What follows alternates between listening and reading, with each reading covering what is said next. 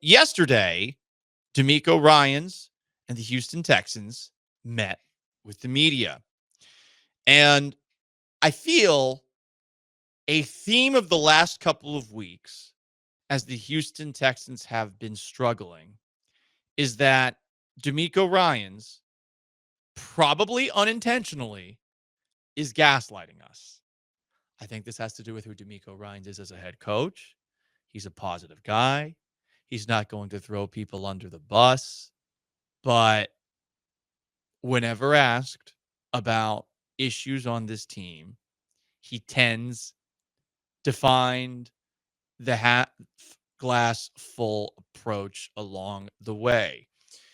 Here is DeMeco Ryans being asked about the time that his right tackle, Titus Howard, basically strip sacked his quarterback after Perandre Ware on the Texans broadcast. He quit on the play. Well, to start the play, we had an issue with the cadence. We all weren't on the same page with the cadence. Got off the ball quick. We were late off the ball, and they were able to get the sack on CJ. And not sure what happened. From my perspective, it looked like Titus was just trying to make sure he held CJ, and it's just something that I don't. He wasn't trying to take the ball. I would say if you're speculating there, he wasn't trying to take the football. He's just trying to protect CJ. He was just trying to protect CJ Stroud. I suppose he was trying to protect CJ Stroud at that point in the play and at the beginning of the play too, until the guy ran around him to get in CJ Stroud's grill. There was a moment where he wasn't really trying to do anything. And I think that we talked about it the best earlier this week, Sean, when you said that this was a lot like Ed Reed trying to take the ball away from a better skill player. That's what it looked like. And run the ball downfield like it's Miami, Boston College back in the early 2000s. Yeah, that it was some off-ball linebacker got an interception, and that Ed Reed was like, okay, now I'll run it back for a touchdown. Except it was your right tackle on third down with your quarterback. 10 yards behind the line of 10 yards behind the line of scrimmage with his back turned. Yes.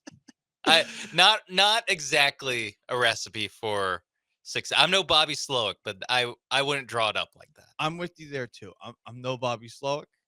Okay. And I don't think Bobby Slowick should be fired yet, but I don't think that was the plan. No. I can appreciate DeMeco not throwing his players under the bus publicly. I feel like, when you're talking to us, you got to give that politically correct response. If you don't want to piss off teammates, especially in times of crisis, you don't want to piss off your players either. But Titus Howard's play is next up on the chopping block now that Kenyon Green is out. We are going to find people to focus on the offensive line. And that play was bad. I think a lot of us would have appreciated DeMeco Ryans saying, I think he had a brain fart there. Because that's what it felt like. It was a brain fart. I would get over it if Titus Howard, even after the game, said, I don't know what happened there. It just did. And moves on. But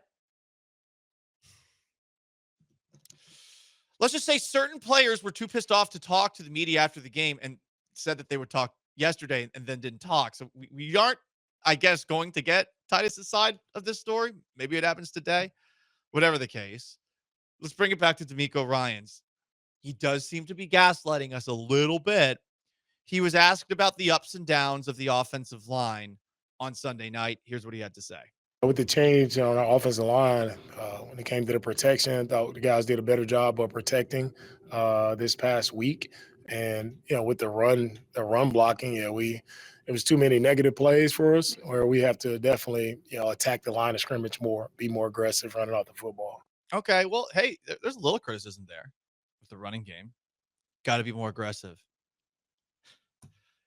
But man, I don't really like hearing that we got to be more aggressive. Isn't that your job as an offensive lineman? It's to be aggressive. It's to maul people. It's easier to run block than it is to pass block. Ask any offensive lineman. Most would prefer to run block. What would you rather do? Go forward or backwards? Who in their right mind wants to go backwards? Especially with some 300-pound guy shoving you. What if you fall on your ass and get pancaked? It's embarrassing. So I don't know. Be aggressive in the run blocking. But once again, we're sort of back to where we were last year. And look, yes, there were better moments in pass protection, but DeMeco also said, hey, yeah, it was better. They still allowed 4 sacks. Stroud maybe is a part of some of those sacks, but it does feel like DeMeco's gaslighting a little bit. And I don't think he's doing it intentionally. All I know is that the more that he does it, the more he's going to make himself a target for these struggles. And I don't think any of us thought that 10 games into this year, with the Texans having the exact same record as they did last year, that we would already be starting to wonder about the ceiling of DeMeco Ryans as a head coach. But how can you not? You have to a little bit. It's not to say that you think he sucks right now or anything like that.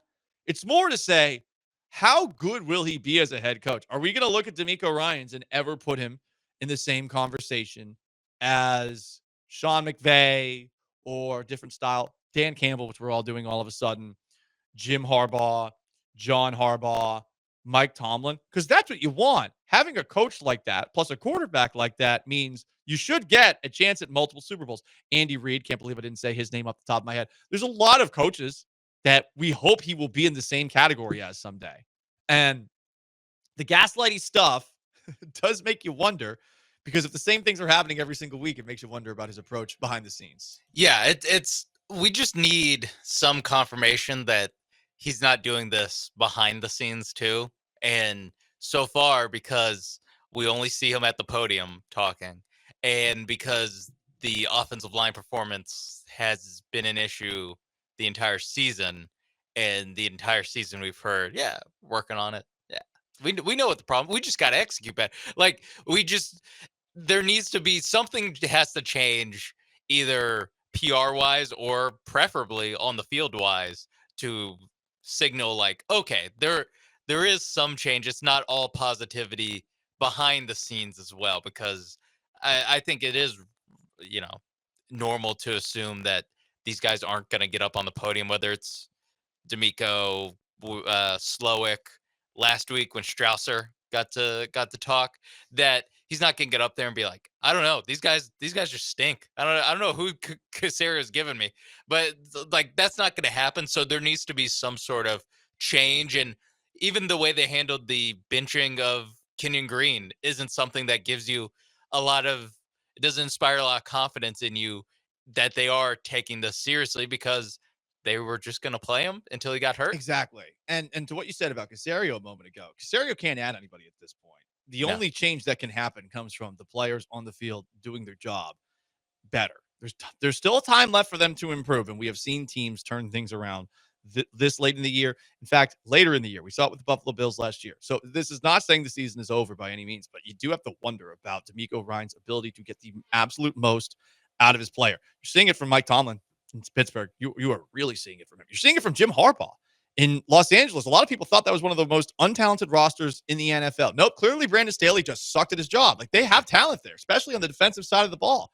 DeMeco's got to be able to do that, because there are talented players on this team. There's no doubt about that, and he's just not pulling that out of them right now. He's doing. To be fair to DeMeco Ryans, he is the defensive head coach. He was the defensive coordinator. The defense is doing that. I agree with you. The defense, the Texans are getting more out of the sum of their parts than we thought in the offseason. And we talked about why this team feels like a disappointment to a lot of fans, is because we thought that this was going to be a offensive juggernaut, and you just try to hold on with defense, where it's kind of been the 180 of that, where it's really the defense keeping you in so many of these games because the offense finishes scoring in the second quarter. Well, let's keep this segment going a little bit longer then, though, because along those lines, Sean, okay, you're right. The defense is doing its job, and DeMeco Ryans, I think, is getting them to play with a constant energy. Can you play a clip from DeMeco Ryans asking about how the offense operates among the coaching staff? I think this is Cody Stutes who asked this question of DeMeco.